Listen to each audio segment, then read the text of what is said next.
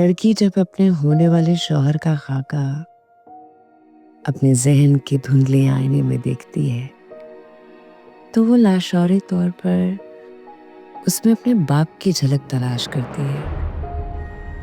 मैंने भी एक ऐसे शख्स को चुना था जिसमें मुझे अपने बाप की सारी खूबियां नजर आई।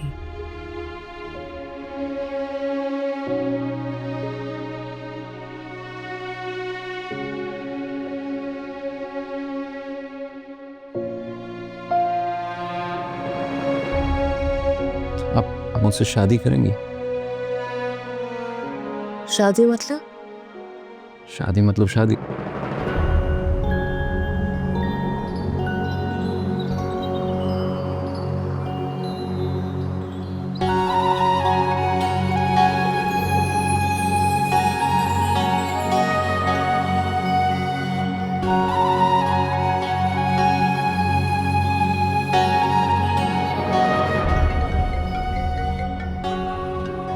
मगर शादी के बाद रजा की शख्सियत ने मुझे चीख चीख कर बताया कि वो अंदर से डरे हुए थे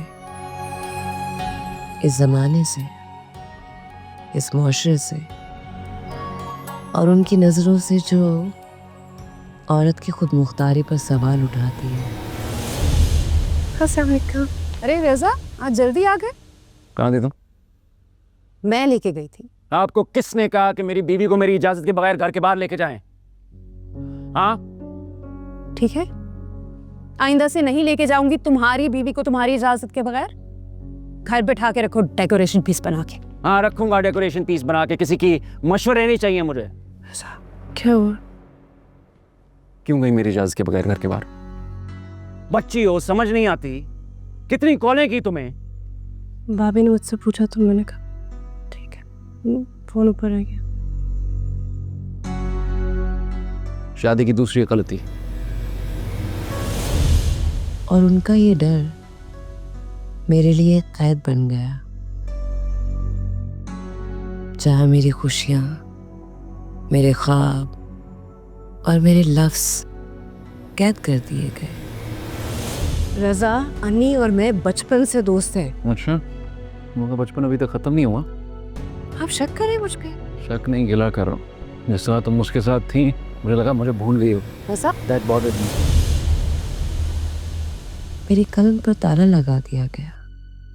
मैं बाहर की दुनिया देखना चाहती थी, मगर मेरे ख्वाब खिड़की के पर्दों में छुप गए थे। क्या लगता है आपको कि मैं अपने शौहर को इग्नोर करके बाहर दूसरे लड़कों के साथ नैन मटक्का करती फिर रही हूँ? ऐसा समझते हैं आप मेरे बारे में? मैं नहीं कह रहा, ये तुम कह रही हो। आपकी इनसिक्योरिटी यही कह रही है, क्योंकि आपको मुझ पे भरोसा नहीं, इसीलिए शक कर रहे हैं आप मुझ पे। अगर बीवी को हद में रखने का मतलब यह है कि शौहर शक कर रहा है तो कर रहा है, आप बिल्कुल होश खो गए। वैसे ही जैसे वो तुम्हें देख के खो बैठता है। रजा, चिल्लाओ मत। वो तुमसे मोहब्बत करता है, तुम उसके साथ बैठ के मजाक करती हो, हंसती हो। कोई और हस्बैंड होगा तो क्या समझेगा? रजा आपको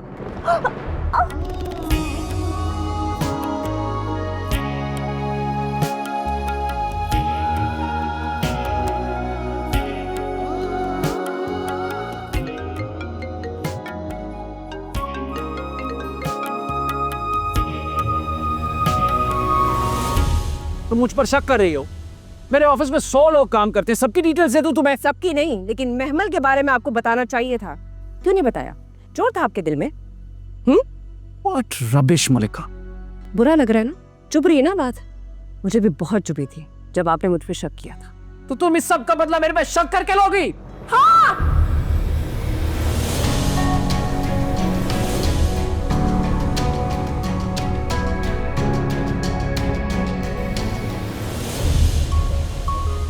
ख्वाब। एक हसीन ख्वाब जो मैं अपनी जागती आंखों से देख रही हूँ। ये ख्वाब नहीं है मलिका, रियलिटी। तुम्हारा घर है ये। हमारा घर, हम तीनों का घर।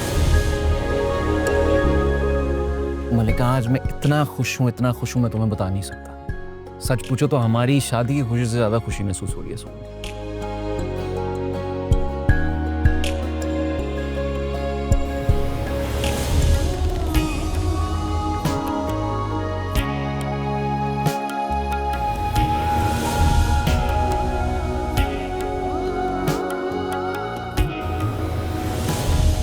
मैंने तुम्हें मना किया था मुझसे पूछे बगैर घर से बाहर नहीं जाना। और मैं यहाँ परेशान हो रहा हूँ, ना जाने क्या हो गया है कि ये दरवाजा नहीं खोल रही, और तुम मुझे आके बता रही हो कि तुम बिना बताए घर से बाहर चली गई थी। मैं घर से बाहर नहीं गई थी, घर के काम से गई थी। ग्रोसरी बाहर ले गई ग्रोसरीज। मैंने कहा था ना शाम में चलेंगे, इसीलिए जल्दी वापस आया हूं मैं।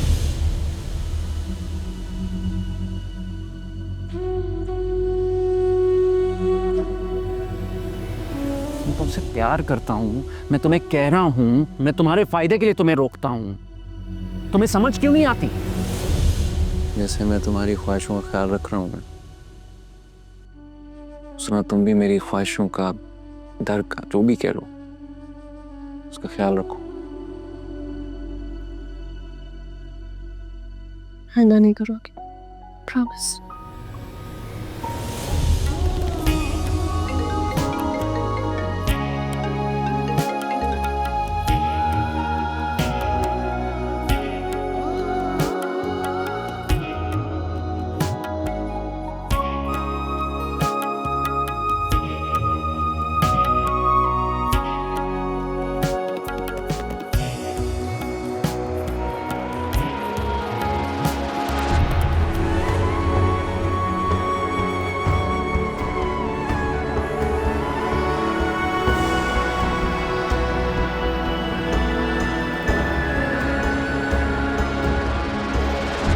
मैं प्रेग्नेंट हूँ, कुछ हो जाएगा, मुझे डर लग रहा है। प्रेग्नेंट हो इसी वजह से चुप हूं, नहीं तो तुमने मेरी जो रुसवाई की है वो मैं कभी भूल नहीं सकता। सब प्लीज माफ कर दे। मैं कभी कोई गलती नहीं करूंगी, घर से बाहर नहीं जाऊंगी, कोई दोस्त नहीं बनाऊंगी। प्लीज माफ कर दो, मुझे अपनी गलती का एहसास है दादा।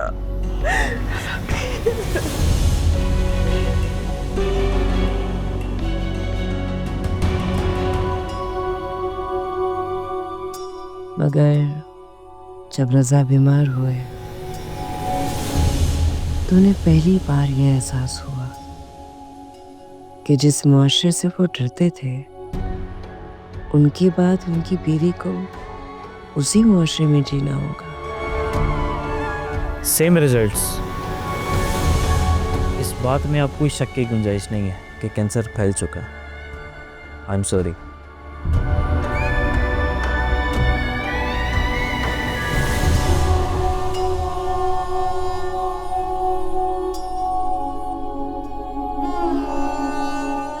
चेक है करूंगी तो उस जहान में भी मुझे चूज करना। अगर तुम्हें इख्तियार ही दिया गया तो मुझे चलना। इसीलिए उन्होंने मुझे डरने की बजाय इस मुआशरे की आंखों में आंखें डालकर जीना सिखाया।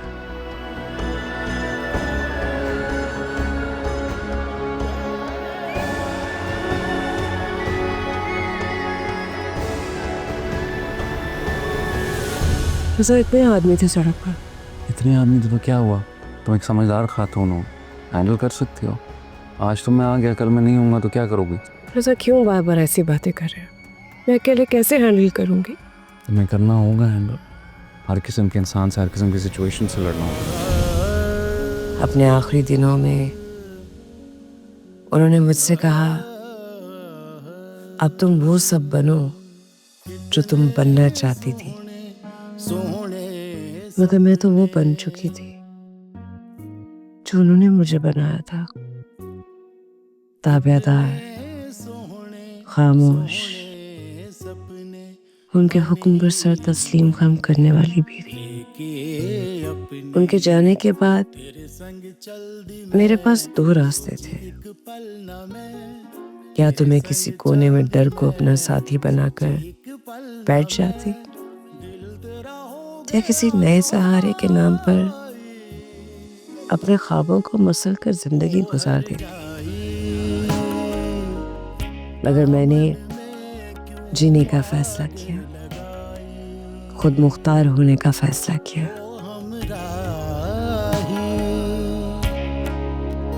क्यों इस सफर में है तन्हाई, मधान